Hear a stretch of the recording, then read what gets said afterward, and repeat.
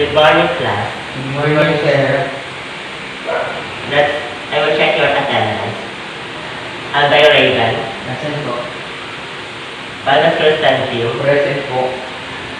So, I am going to tackle subject-verb agreement. So, let's proceed to our icebreaker.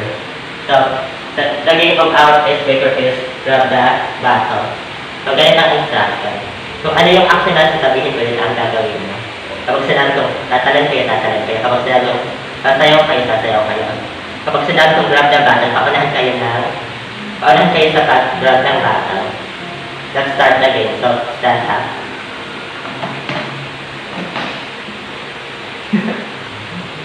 Running. Jumping jack. Grab the battle. So, first time, have 1 point.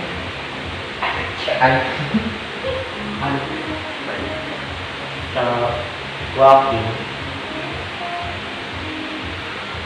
Dancing. Grab the battle.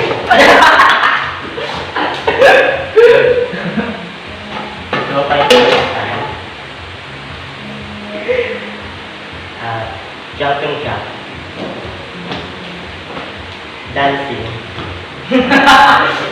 Walking. Running. Grab the battle.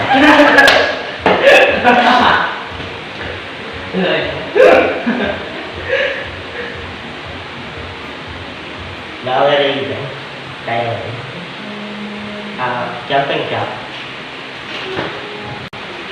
Dancing. Walking. Clap. Grab the battle.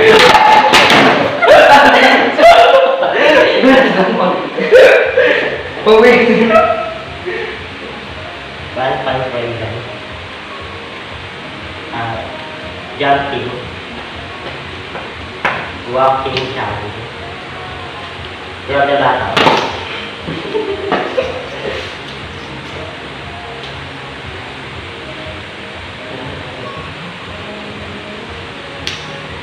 So, jumping. Walking. Grab the battle. Yun?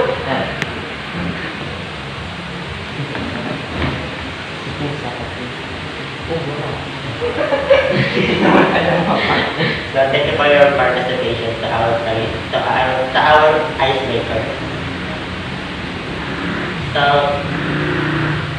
dahil dyan may price na kayo.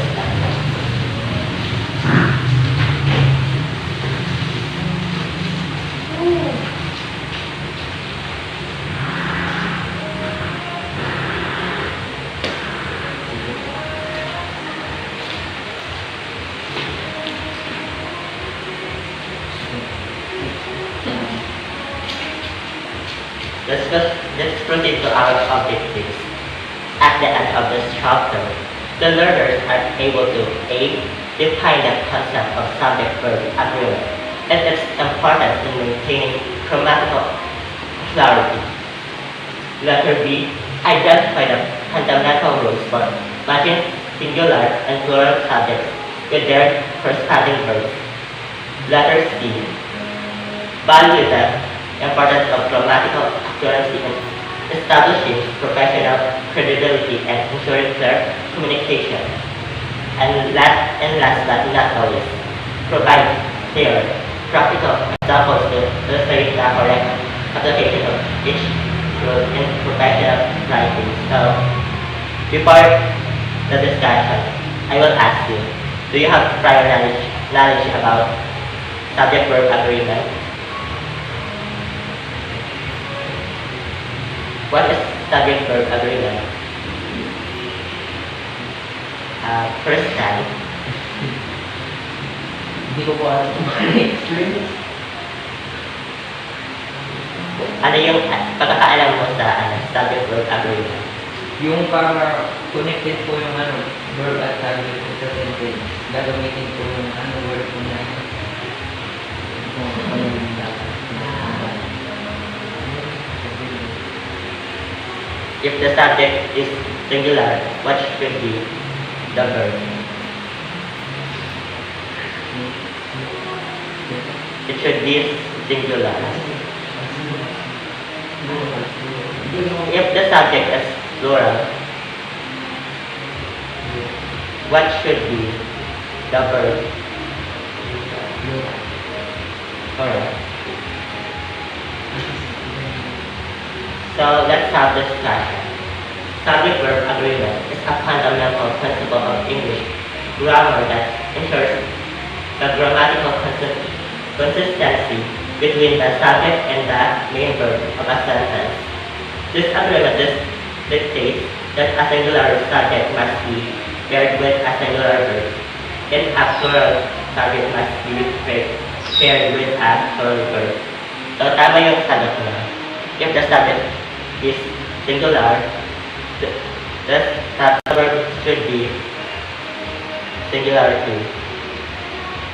If the subject is plural, the verb must be plural too. Here are the essential rules of subject-verb agreement. Number 1, the basic rule. This is the fundamental rule. If the subject is singular, the verb must be singular. If the subject is plural, the verb must be plural. So here are the examples. The cat sleeps.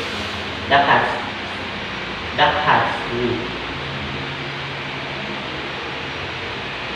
So number 2, compound subject joined by and two or more subjects joined by and usually take a plural verb. Examples: Tom and Jerry are friends. The ranger and the hopper see the bear. So ito yung dalawang subject niya, dalawang noun or a pronoun. Between them there is and. So they are plural. So their verb should be plural too. Number 3, compound subjects joined by or not. The verb agrees with the subject closest to it. So dito, pamilyar naman kayo dito. So dalawang subject, so by or and nor. Kung ano yung katabi ng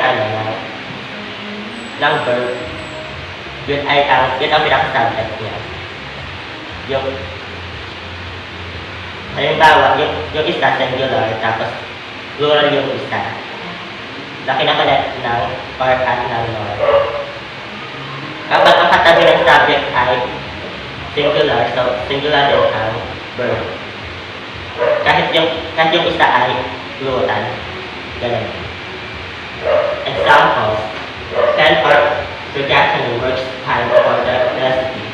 Neither the teacher nor the students are ready. Number 4, indefinite pronouns singular. Pronouns like everyone, someone, each, either, neither, take a singular verb. So ito yung mga singular na indefinite pronouns. Examples: everyone is present. Each of the students has completed the assignment. Let's proceed to number 5. Indefinite pronouns. Plural. Pronouns like both, few, many, several take a plural verb. So here are the examples. Both are correct. Many believe in the power of positive thinking.